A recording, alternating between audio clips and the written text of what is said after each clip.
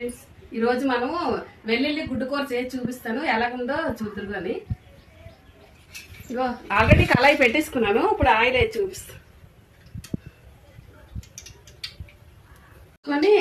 చిన్న పసుపు వేసి అప్పుడు గుడ్లు వేద్దాం, లేకపోతే కొద్దిగా అంటుకుంటాం కదా, అందుకోసమని.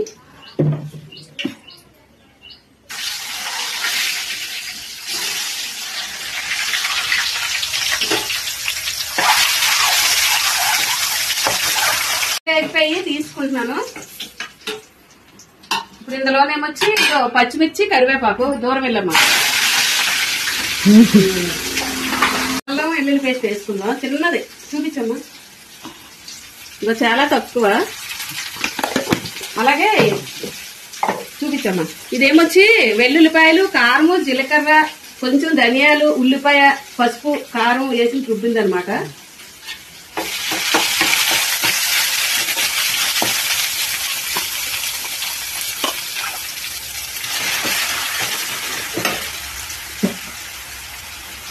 గుడ్లకి ఏం చేస్తామంటే ఏపేటప్పుడు కన్నాలు, గుడ్లు వేస్తామా ఏపేటప్పుడు కన్నాలు పెట్టకూడదు. మనం కర్రీలో వేసుకున్నప్పుడే కన్నాలు పెట్టుకుంటే అందులోకి మసాలా అది బాగా వెళ్తుంది. ఏపేటప్పుడు వేసామనుకో, కన్నాలు పెట్టి వేపామనుకోండి, అవి కన్నాలు క్లోజ్ అయిపోతాయి. మసాలా వేగింది, ఇప్పుడు కొంచెం సాల్ట్ వేసుకోలేదు కదా, సాల్ట్ వేసుకోలేదు, వేసుకుందాము. వేసాక చూపిస్తాం.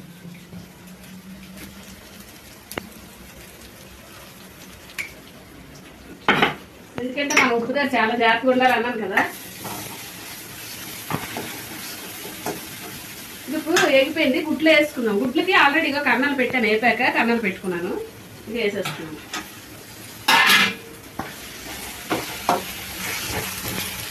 కదండి, అది ఎలా వచ్చిందో చూసి అయిపోతే ఆపేసుకుందాం. తల్లి చూపించు. ఏంటంటే వెల్లుల్లి గుడ్డు కూర కాబట్టి ఇలాగ వచ్చింది అనమాట.